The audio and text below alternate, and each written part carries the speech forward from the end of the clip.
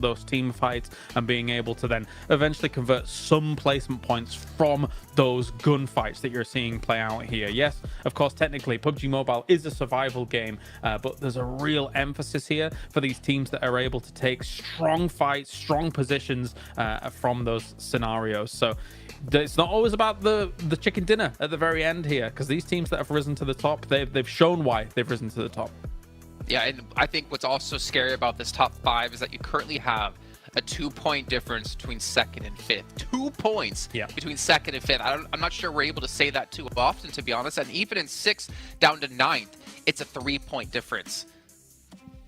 There was a highlight as well on that, which showed all the right? it showed like 1st to 9th, the little bracket, the out border thing that was glowing. But honestly, there is such a chance for teams even below that, if they have an insane day, to be able to jump up. So I think it's a little bit misleading about who could be in the challenge here, because I think, Max, you said, Enigma Galaxy, they were tweeting out that, they think they're coming in hard here for this one. I thought, considering the lateness of them coming into this circle, they weren't exactly coming in hard for this one, but, I mean, they make it work. They make the win happen. Yeah, I said it like yesterday and even on the pre-show, but I don't know what to expect in terms of who's going to be the top 5 at the end. I think, do we have some maybe like FaZe, Procedure Evo's, Team Kesso looking good, but it could be in complete shambles by the end of these next 5 matches here. So it's tough to predict. I'm looking though, looking in the next 3 wrangles coming up. Udo Alliance, they were really good when it came to that map, securing 2 second places and also a decent bunch of eliminations. They follow up this good game with that. I think that they could, on this next map alone, maybe solidify their position in top 5 and then their spot in the grand final. So, man, Udo Alliance, if they keep these results up, chances are they already got their ticket going their way. Well, we do have to kind of bring our memory back, but unfortunately not too far, as it was yesterday. We got to see Inko, unfortunately, with another hot drop with IHC. We're going to find out if that's going to happen yet again today. They avoided Mad Bulls this time, but can they avoid IHC? We're going to find out with our commentators, so Jackie and Blake.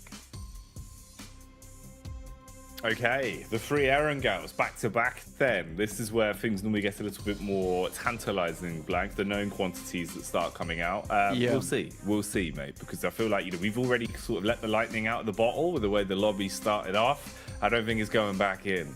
No, dude, it's a tricky thing, that lightning bolt. It's zipping all around the room here as we head into our 2nd game here. Obviously, we talked about IHC as well as Inko over on the desk there. That's potentially a thing that comes through. IHC realized that, that fight between them and Inko seems to be pretty easy a lot of times. They taken down 2 of their players almost off the bat. I think the only difficult one was their first initial hot drop over towards that team. After that, it seemed easy breezing for them. But heading into the game in just 20 seconds. A lot of these teams strategizing, thinking about what they want to do in this match. For BTR, that last game didn't go too well. Neither for Evo's currently on screens.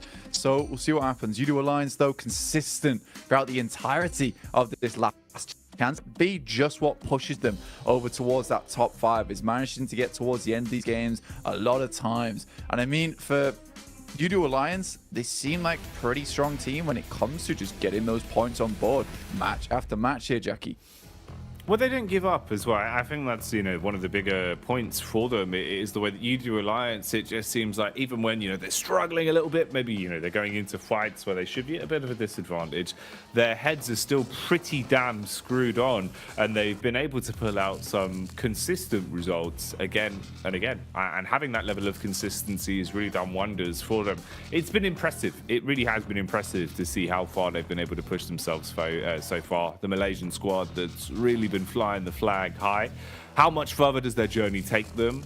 We'll see. Any big games in store, or will it just be little points here and there to keep themselves in the upper echelons?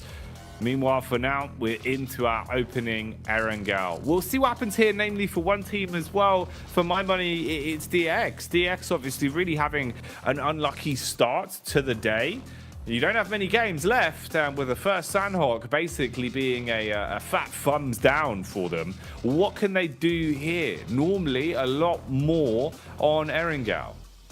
Yeah, and I mean, for DX, this is kind of where they start to shine, right? I think it's interesting that we do see the highest point average on our angle so far be Udo Alliance, considering they've got 0 chicken dinners. And, speaking about that, right now, we've got 0 chicken dinners across the board. for every single team in that top 5, which is sort of curious to me to look at. So very, very interesting in terms of the shakeup, in terms of the point standings. It's just that consistency which is really taking a lot of these teams further.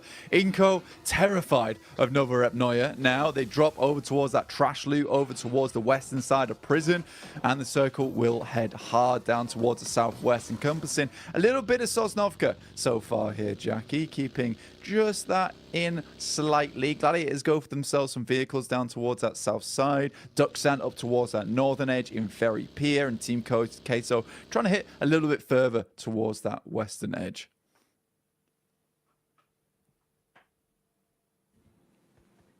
Having a quick look to see if there was any room for some early fights, as we've already seen a couple of them today. Moments where teams know you do have to run a couple of risks. You've got to roll the dice a little bit to guarantee yourself some of those elimination points. But at least for now, it's looking relatively clean in terms of the early infighting. Nothing too obscene.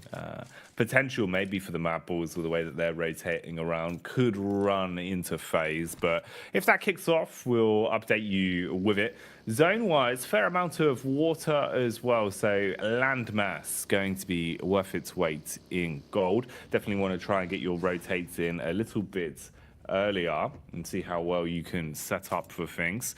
Enigma Galaxy as well. I mean, at least fair play. You know, you get that first chicken dinner in, you start it off a bit better. You go from dead last in the lobby to moving up towards 12th, and that's already a pretty good shift. But it's just the fact that you really have to break down the wall of this mid portion all the way up from 12th to 5th place. It's going to be so much more of a harder graft, right? You're basically looking at like 25 points minimum to even clear a majority of these teams. Even then, that's not going to put you in the top 5. And you're thinking constantly, as quick as we can gain points, everyone else can be at the same rate as well. So some targeted fights potentially going to need to be forced out from them.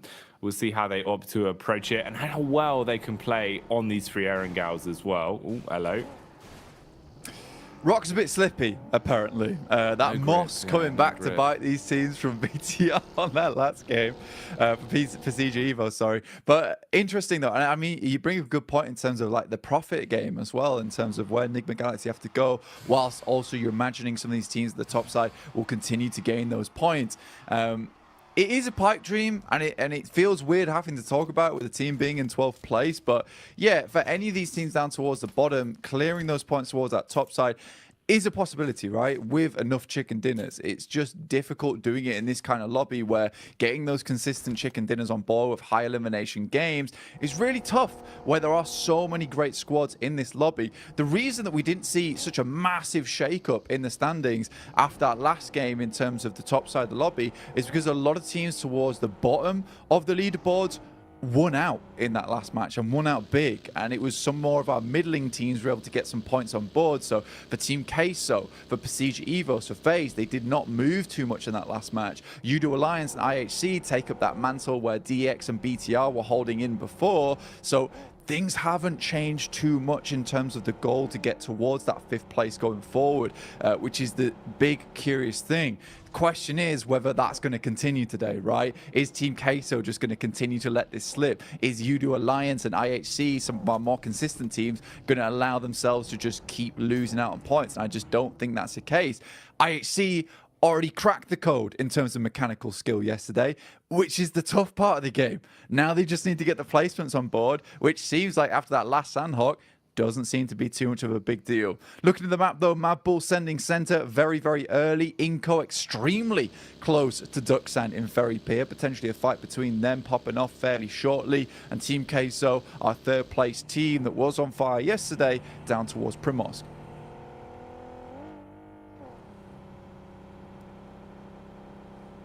You know, I'm hoping as well, maybe there is a little bit more room today for the stock to rise for Reject Tokyo.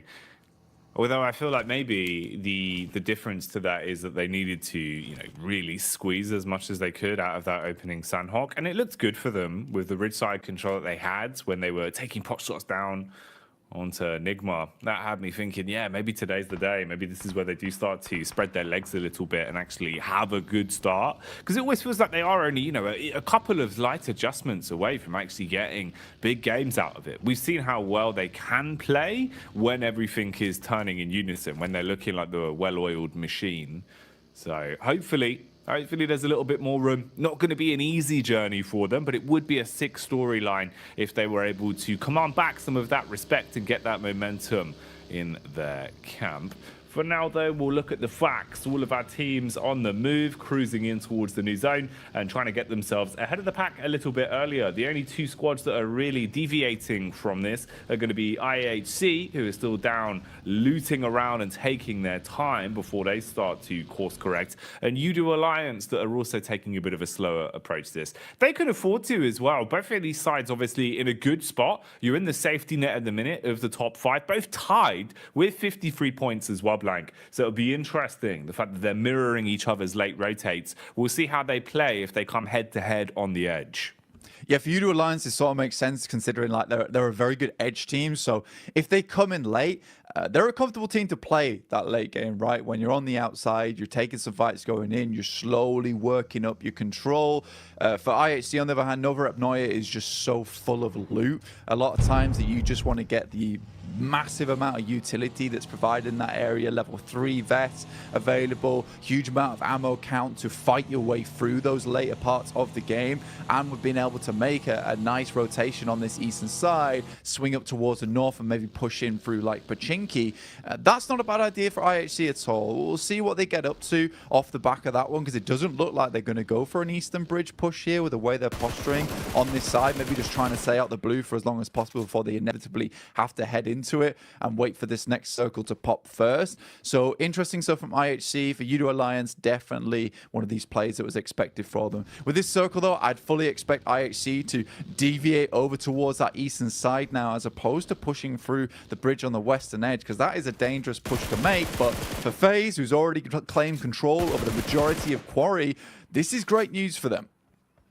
I say that, but I said that last game, Jackie, and they threw it away.